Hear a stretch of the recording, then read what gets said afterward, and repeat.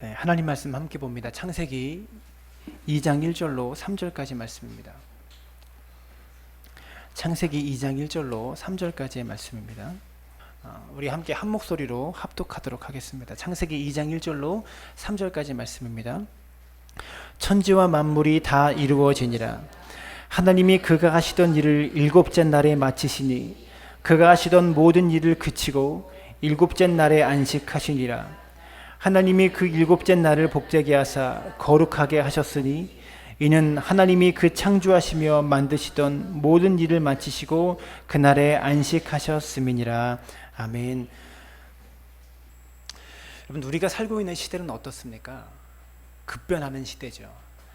하루만 자고 나면 많은 것이 바뀌어 있어요. 자고 일어나면 세상에 바뀌어 있는 것을 우리가 볼 수 있습니다. 기업들도요, 이 속도를 선도하지 못하고 속도를 따라가지 못하면 사회 속에서 도태되게 되고 기업이 망하게 되어지죠. 그렇기 때문에 현대인들은요, 안식할 때 조바심을 느끼고요, 이 안식과 쉼에 대해서 이 죄책감까지 느끼는 경우가 많이 있습니다.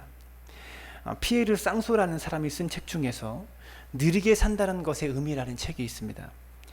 이 책에서 저자가 이야기하는 가장 핵심적인 이야기는 이것입니다.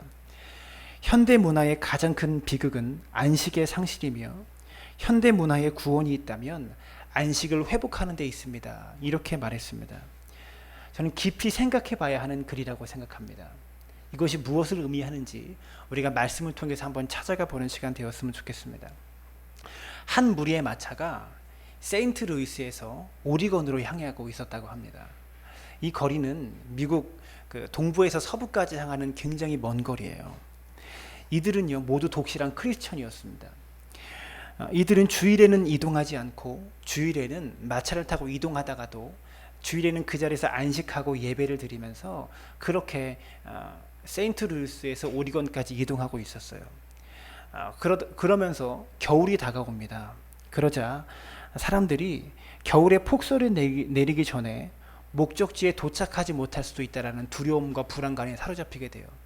그래서 일부 사람들이 제안을 합니다. 이제는 주일에는 안식할 것이 아니라 주일에도 힘차게 마차를 몰아서 빨리 오리곤에 도착합시다. 이렇게 제안을 합니다. 그래서 무리들이 둘로 나뉘어지게 됩니다. 이 의견을 반대하는 사람도 있었고 이 의견에 찬성하는 사람도 있어서 무리들이 둘로 나뉘어지게 되죠.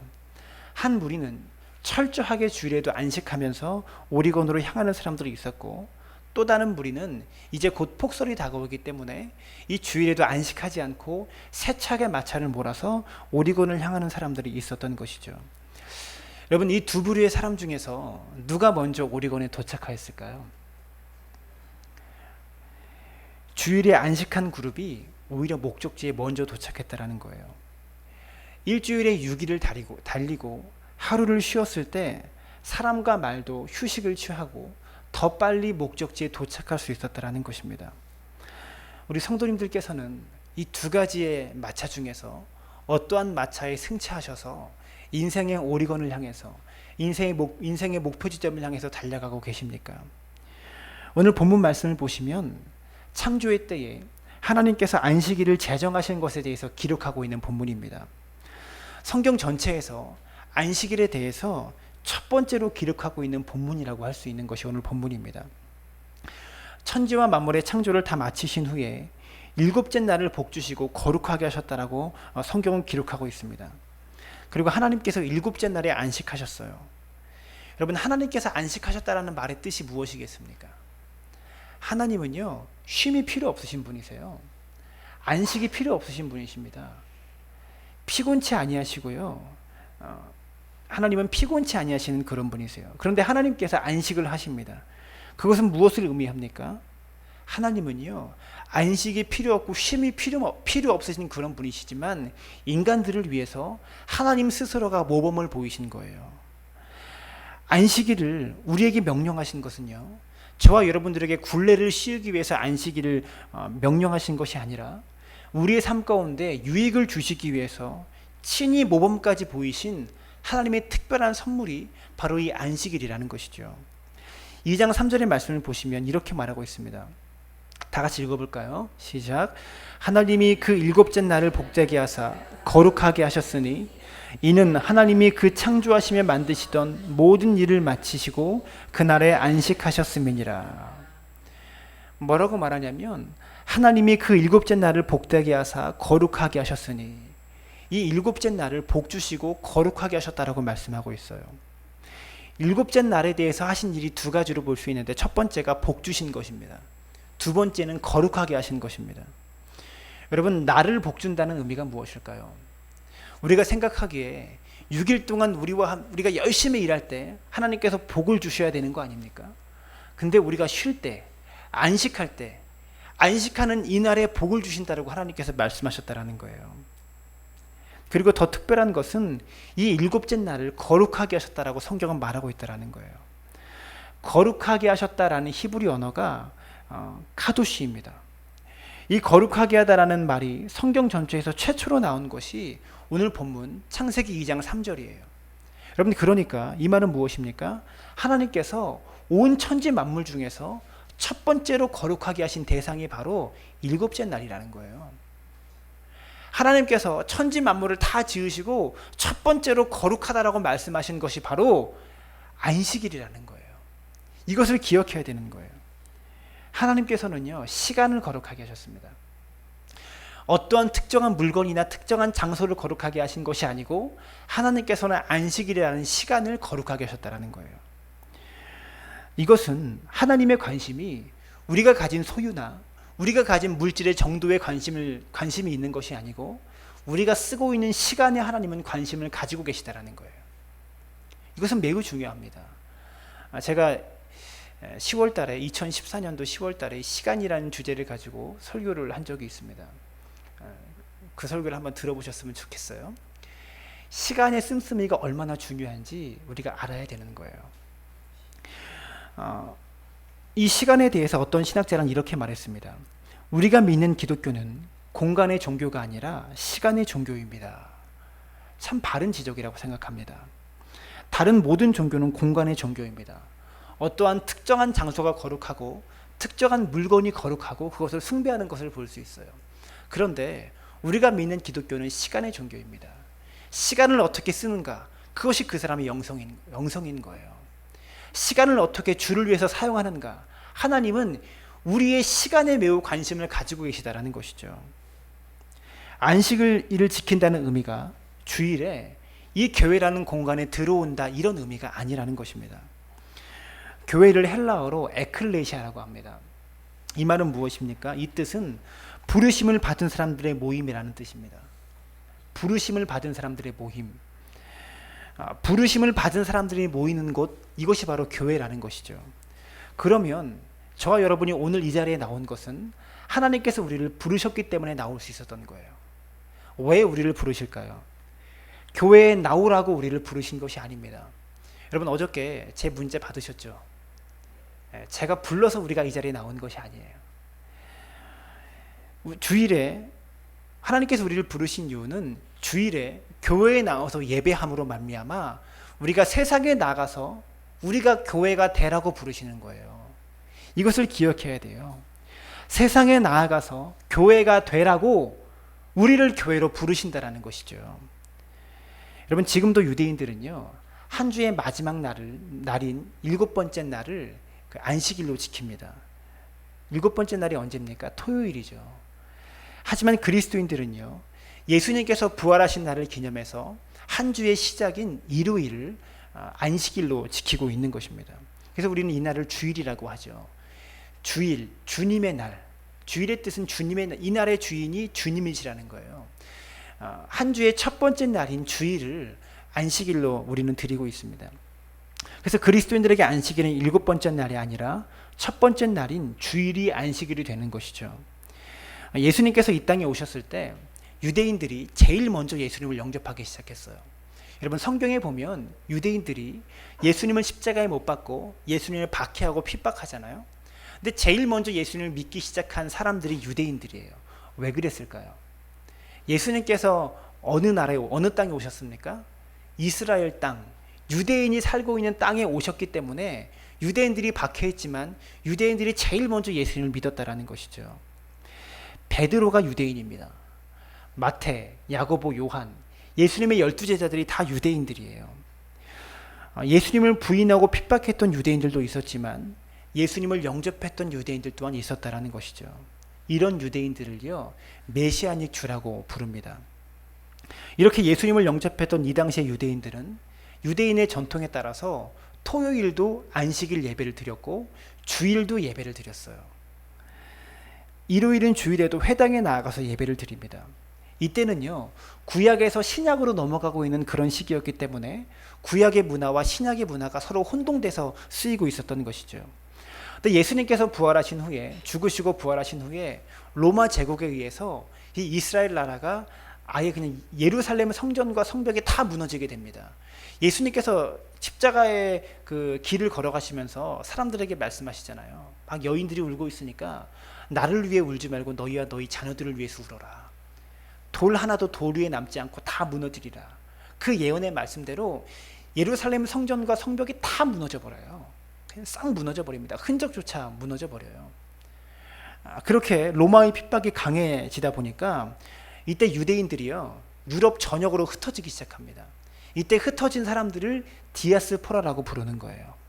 그러면서 안식일과 주일을 함께 예배드리던, 안식일도 토요일도 예배드리고 주일도 예배드리던 유대인들이요, 이 흐름이 이제는 안식일을 지키지 않고 주일만을 지키는 흐름으로 바뀌게 되어져요. 그리고 주 321년에 로마의 콘스탄틴 황제에 의해서 주일 성수가 로마 황제의 칙령으로 법제화됩니다. 그러니까 주일을 지키지 않으면 법을 어긴 것으로 이렇게 법제화가 되어졌어요. 그러다 보니까 이때부터 교회가 위기를 맞기 시작합니다. 주일 성수가 법이 되어지고 관습이 되어지면서 삶 속에서 생각 없이 지키는 형식과 규례가 되어지기 시작하는 거예요. 우리가 신앙생활을 오래 하면서 가장 큰 문제가 무엇입니까? 이 주일의 생동감이 사라질 때, 주일날 교회 오는 것이 습관화 되어지고 그냥 관습화 되어져서 이 주일의 참된 정신과 이 주일의 생동감이 사라질 때 우리의 신앙은 위기를 맞게 되어 있다는 것이죠. 유대인들에 관한 인류 전체에 큰 미스테리가 있습니다. 통계에 따르면 1901년에 노벨상이 처음 제정됩니다. 그때부터 지금까지 190여 명의 유대인 수상자들이 노벨상 수상자로 나왔어요. 유대인들은요, 인구 전체가 1,500만 명 정도입니다. 작은 민족이에요.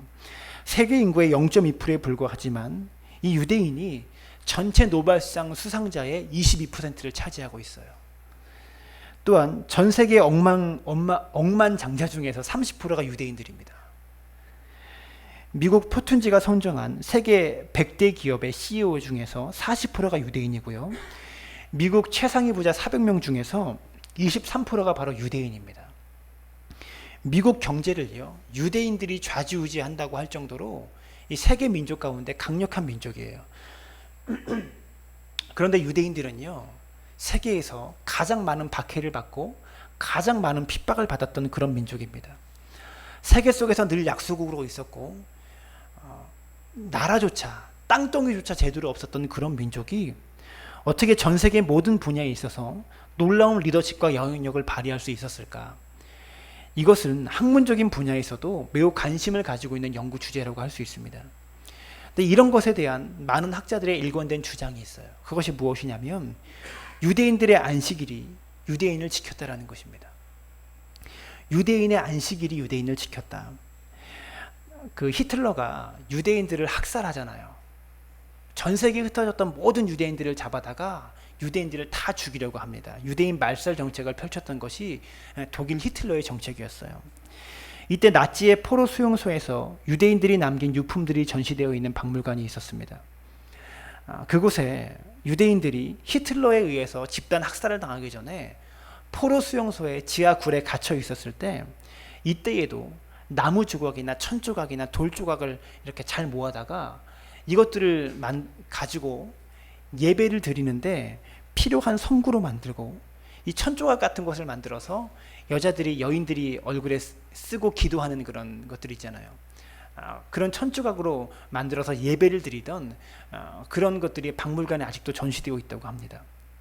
유대인들은요, 심각한 삶의 두려움 앞에서 안식일을 지킴으로 말미암아 그 두려움을 맞서서 싸우고 있었던 것입니다. 한 유대인의 어머니가 낯주근의 박해를 피해서 도망하고 있는 아들에게 마지막으로 당부했던 말이 이것이었다고 합니다. 얘야, 내가 유대인이라는 것을 절대 잊지 말거라. 안식일을 반드시 지키거라. 낯주근의 그 학살을 피해서 도망하고 있는 이 유대인에게 어머니가 마지막으로 당부한 말이 내가 유대인임을 잊지 말아라. 안식일을 분명하게 지키거라. 생명이 위협받는 그 순간에도 안식일을 지켜라라고 어머니가 명령했다라는 것이죠. 이것이 바로 박해를 피해서 피신하는 유대인 아들에게 노모가 마지막으로 건넸던 말이 바로 이것이었다고 합니다. 유대인 수필가 중에서 아카하드 하함이라는 사람이 있다고 합니다. 이 사람이 이런 말을 했습니다. 다 같이 읽었으면 좋겠어요. 다 같이 시작. 유대인이 안식일을 보존했다라기보다는 안식일이 유대인을 보존했다라고 단언할 수 있으며 이것은 결코 과장이 아닙니다. 이런 그 히틀러의 대학살 정책에도 유대인들이 안식일을 지킴으로 살아남았다라는 거예요. 그리고 이것은 결코 과장이 아니라는 것이죠. 사랑하는 여러분, 우리의 정체성이 어디 있습니까? 그리스도인들의 정체성은요, 주의를 지키는 데 있다는 것을 기억할 수 있게 되기를 바랍니다. 이것이 우리의 정체성입니다. 그리스도인들과 세상 사람들의 다른 점은 그리스도인들은 주일에 이 주님의 날에 교회에 나와서 예배한다라는 거예요. 이것이 우리의 정체성임을 잊지 않게 되기를 바랍니다.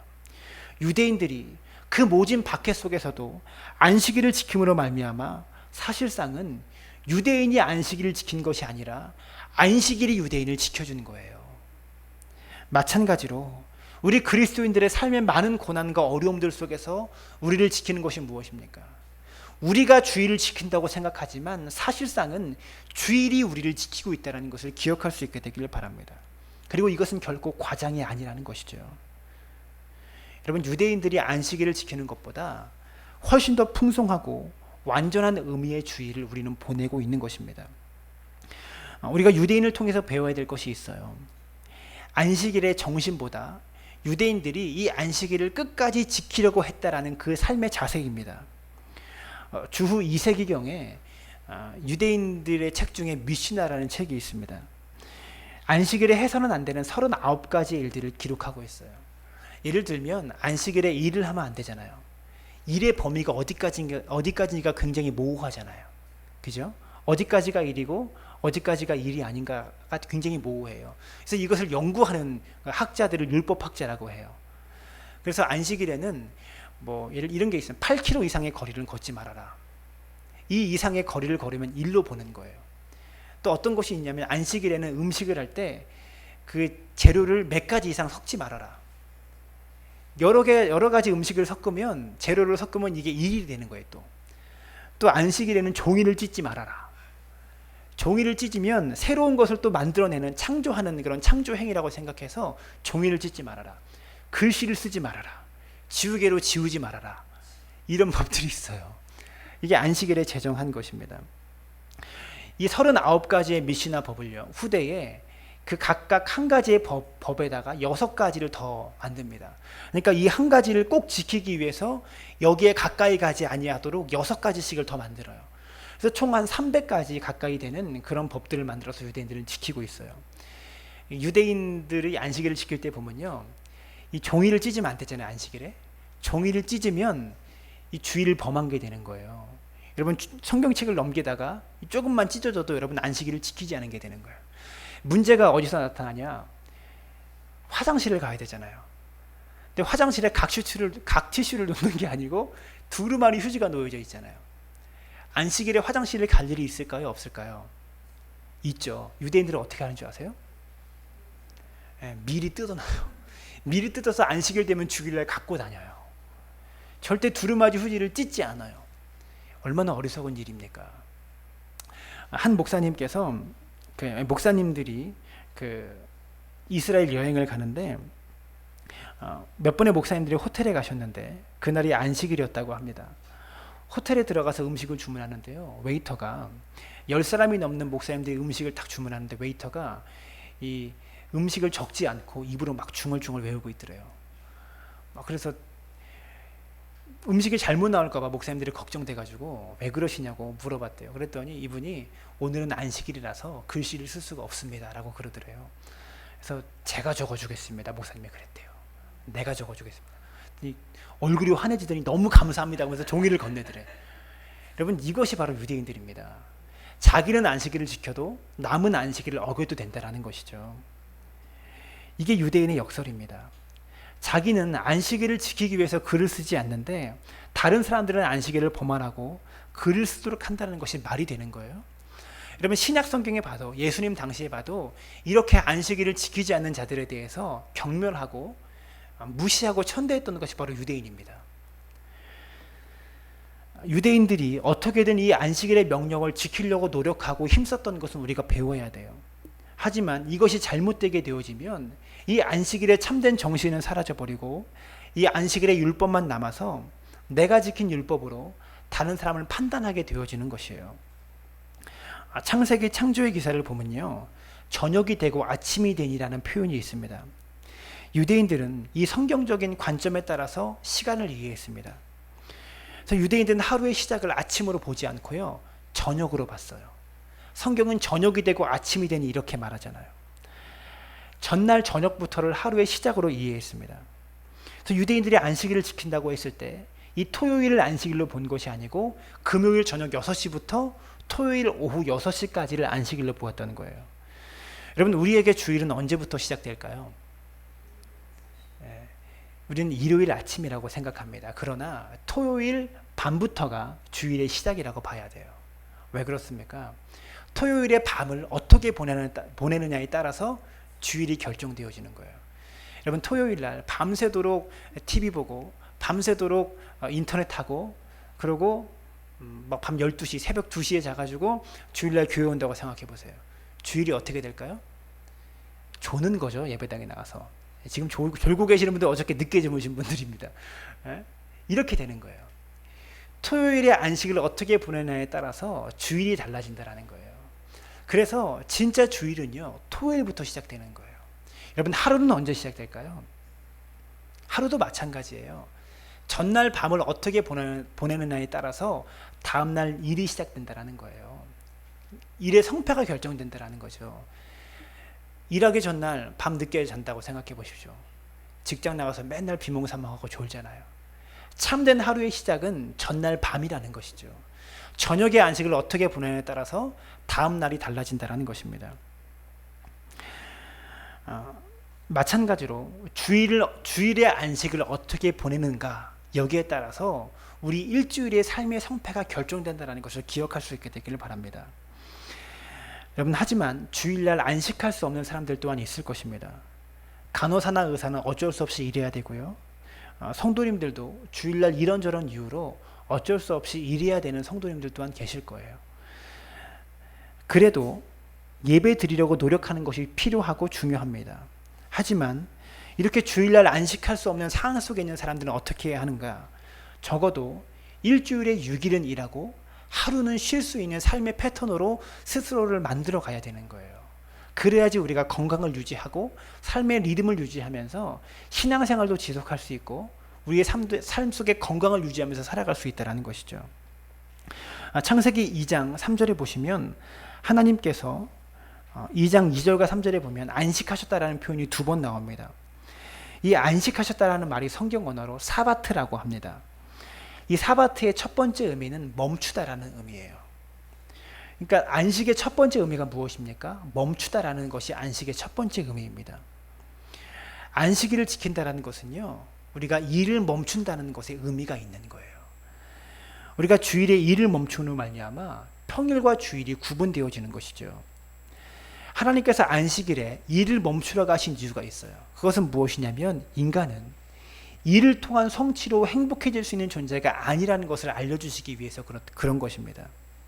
여러분, 일을 통한 성취로 어떠한 일을 해서 우리가 성취감을 얻는 것으로 우리는 만족하는 존재가 아닙니다. 그것은 헛된 것입니다. 인간은요, 오직 하나님 안에서만 안식할 수 있고 하나님 안에서만 쉴 수 있다는 것이죠. 마틴 루터는 이렇게 말했습니다. 다 같이 시작. 우리가 쉼을 갖는다는 것은 우리의 일을 멈춘다는 것입니다. 그러면 그때부터 하나님이 우리를 위해 일하시는 것을 경험하기 시작합니다. 내가 일을 멈춰야 하나님께서 나를 위해 일하시기 시작합니다. 평일은 나와 하나님이 같이 일하는 시간이라면 주일에 안식할 때는 하나님이 나만을 위해서 일하는 시간이라고 할 수 있는 것이죠. 여러분, 주일에 우리가 일을 멈춤으로 하나님께서 나를 위해서 하시는 일은 무엇인가? 하나님께서 이 주일에 나의 인격과 나의 삶을 바꾸는 일을 주님께서 하시는 거예요. 주일에 안식함으로 우리가 그리스도의 장성한 분량까지 자라갈 수 있도록 자라가는 일을 주님께서 우리를 통해서 하고 계시다라는 것이죠. 신명기 7장 7절은 이렇게 말씀합니다. 여호와께서 너희를 기뻐하시고 너희를 택하심은 너희가 다른 민족보다 수요가 많기 때문이 아니라 너희는 오히려 모든 민족 중에 가장 적으니라. 여러분, 하나님께서 우리를 택하신 이유가요, 우리가 일을 잘하거나 일을 통해서 성취한 것이 많기 때문이 아니라 우리가 모든 민족 중에 가장 작기 때문에 우리를 택하셨다라는 거예요. 그리고 하나님께서 우리를 미리 아시고 사랑하셨기 때문에 우리를 택하셨다라는 것이죠. 이사야서 43장 4절은 이렇게 말합니다. 내가 내 눈에 보배롭고 존귀하며 내가 너를 사랑하였은즉. 이사야 43장 1절에는 너는 두려워하지 말라. 내가 너를 구속하였고 내가 너를 지명하여 불렀나니 너는 내 것이라. 여러분, 하나님께서 왜 우리를 부르셨습니까? 우리가 일을 잘해서 부르는 것이 아니에요. 성취한 것이 많아서 부르는 것이 아니에요. 창세 전부터 내가 내 눈에 보배롭고 존귀하며 우리를 보배롭게 여기시고 우리를 존귀하게 여기시기 때문에 하나님께서 우리를 부르셨다라는 것이죠. 우리가 안식일을 지킨다는 의미는요, 우리가 일을 통한 성취가 많기 때문에 열심히 일해서 우리가 성취한 것이 많기 때문에가 아니라 전적으로 하나님께서 나를 사랑하셨기 때문이라는 것을 알아야 하는 것이죠. 내가 사랑받는 이유는 나의 일 때문이 아니라 나의 존재 자체이다라는 것입니다. 여러분, 요즘 청년 실업으로 난리입니다. 취업하기가 굉장히 힘들죠. 대기업에서 면접을 보면요, 요즘은 고향이 어딘가, 출신 학교가 어디입니까? 이런 거 별로 질문하지 않는데요. 그런 거 묻지 않습니다. 근데 역설적으로 그 사람의 학벌이나 스펙에 대해서는 보려고 하지 않습니다. 열정이나 그 사람의 실력에 대해서는 보려고 하지만 학벌과 스펙 이런 것들은 보려고 하지 않아요. 그런데 그런 것들을 안 보려고 하면서도 꼭 하는 질문이 있다고 합니다. 아버지 무슨 일 하시니? 이건 물어본대요. 그 사람이 무슨 일을 하느냐를 넘어서 심지어 부모님이 무슨 일을 하시냐, 이것을 물어본다고 하는 거예요. 여러분, 우리가 안식일을 지킨다는 것은요, 우리가 무슨 일을 하기 때문에 택함받지 않았다는 것을 우리에게 기억하도록 하시게 하는 거예요. 그렇기 때문에 안식일을 지키는 성도는 이 사실을 다른 사람에게도 적용합니다. 그래서 우리가 다른 사람을 바라볼 때에 그 사람이 어떠한 일을 하기 때문에 그 사람의 가치가 있는 것이 아니고, 그리고 그 사람이 어떠한 일을 하기 때문에 그 사람이 가치 없는 사람으로 판단하는 것이 아니라는 것이죠. 우리는 하나님의 전적인 은혜 때문에 우리는 보배롭고 존귀한 자로 여김받고 우리의 존재 자체가 값어치 있고 가치 있다라고 여기는 것이 바로 안식일을 지킨다는 의미입니다.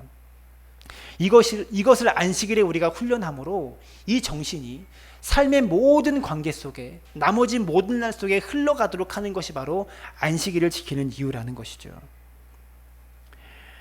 안식일에 우리는 일에 집중하지 않고 사람에게 집중하는 것을 배우게 되는 날이 바로 안식일입니다.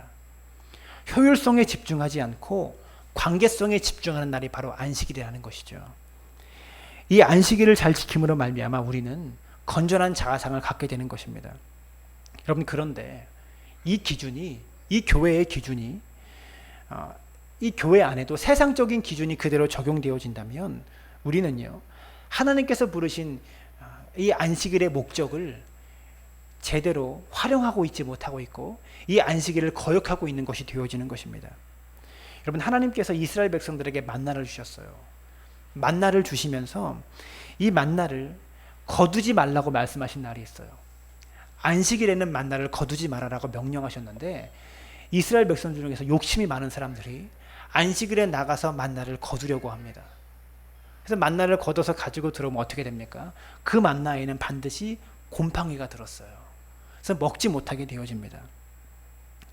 우리가 안식일에 관계를 통해서 나누고 섬기는 일에 집중하는 것이 아니라 이 안식일에도 자기를 확대하고 자기의 소유를 늘리고 증가시키는 일에 힘쓰게 되어지면 결국은 그 소유에 곰팡이가 들 수밖에 없다라는 만나를 통한 하나님의 가르침의 메시지가 담겨 있는 것입니다. 사랑하는 여러분, 주일에는요 안식할 수 있기를 바랍니다.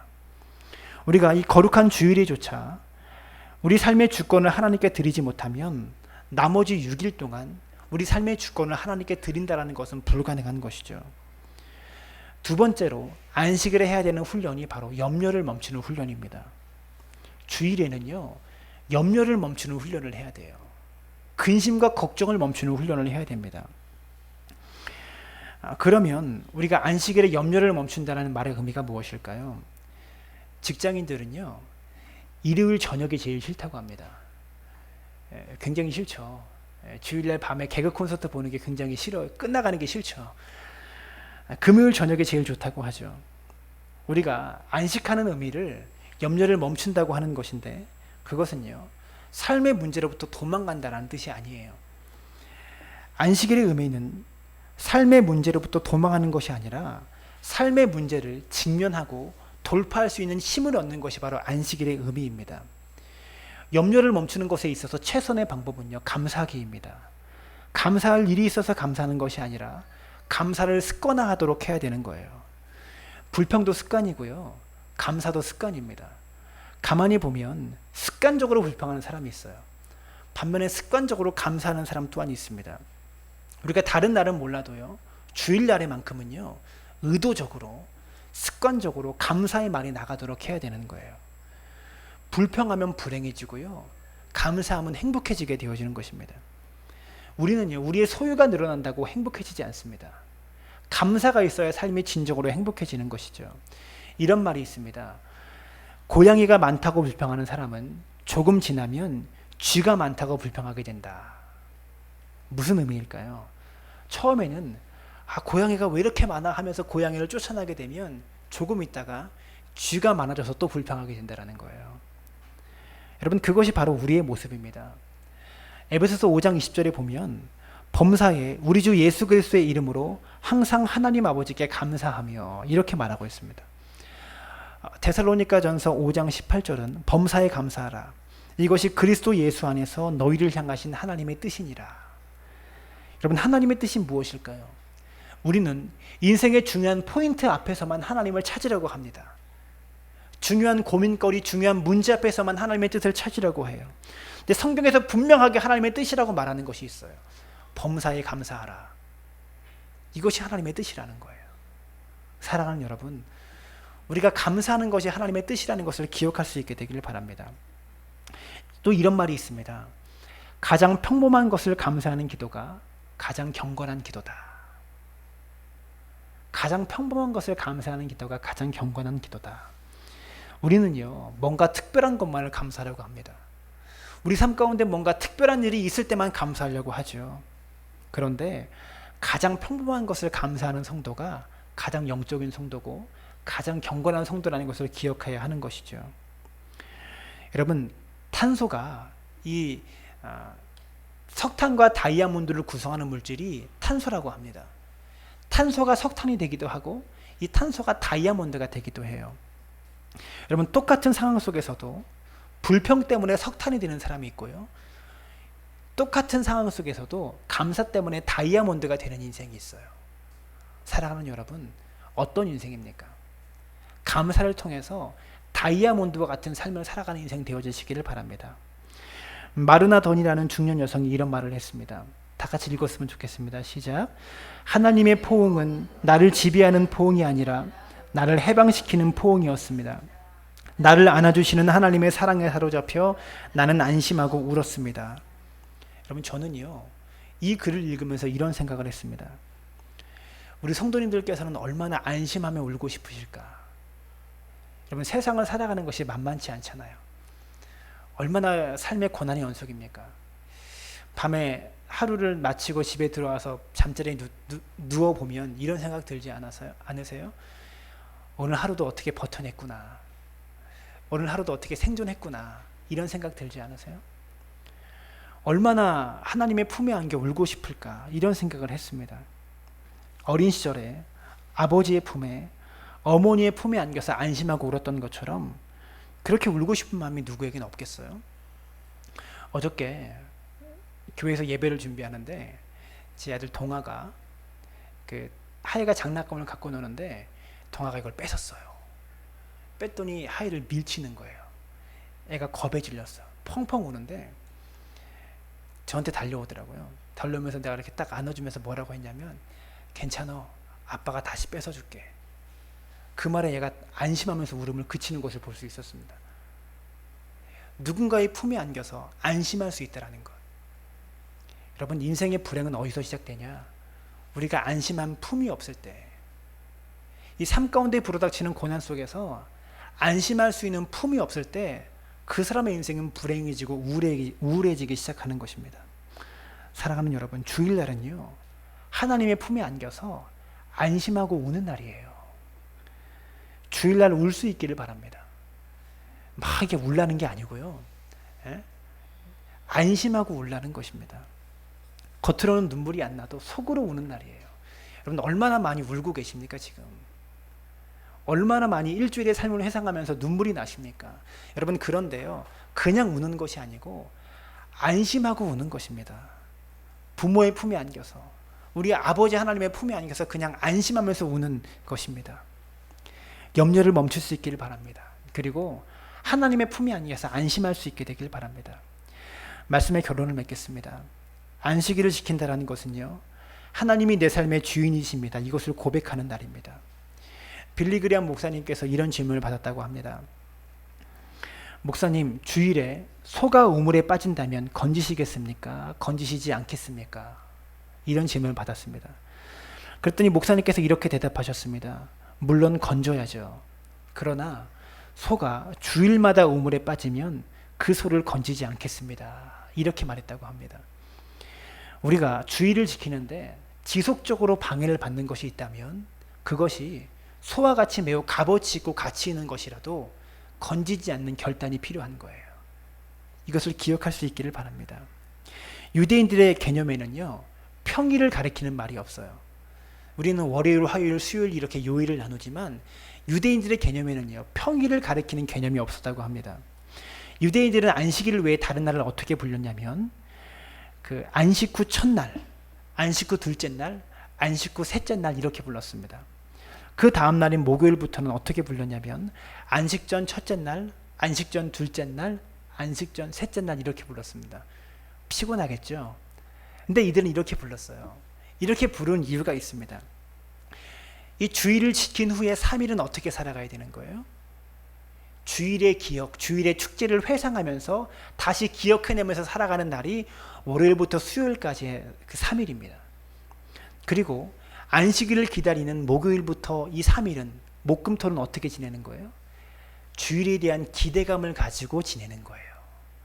유대인들은 일주일의 삶의 패턴이 바로 이런 패턴이었습니다. 안식일을 중심으로, 주일을 중심으로 3일을 나눠서 살아갔다는 것입니다. 사랑하는 여러분, 우리 삶의 6일은 주일을 중심에 놓고 안식일을 다시 기억하는 3일과 안식일을 기대하는 3일로 나눠서 살아갈 수 있게 되기를 부탁을 드립니다. 활을 보면, 활 아시죠? 활을 쏠 때 활을 멀리 쏘기 위해서는요, 이 줄을 풀어놔야 된대요. 평소에도 계속해서 줄을 이렇게 단단하게 묶어 놓으면 활을 멀리 쏠 수도 없고 활이 금방 고장난다고 합니다. 그래서 줄을 풀어놔야 한다고 해요. 그래야지 화살을 당길 때 이 활이 세차고 멀리 있게 날아갈 수 있다고 합니다. 우리가 주일을 보낸다는 것은, 안식일을 지킨다는 것은 바로 이 활을 풀어놓는 시간을 의미하는 것입니다. 그래야 저와 여러분이 멀리 그리고 세차게 날아갈 수 있는 화살이 되어진다는 것이죠. 사랑하는 여러분, 이 안식일을 바르게 지킴으로, 주일을 바르게 지킴으로 하나님께 은혜와 축복을 경험하는 복된 성도를 되어지시기를 주님의 이름으로 축원합니다.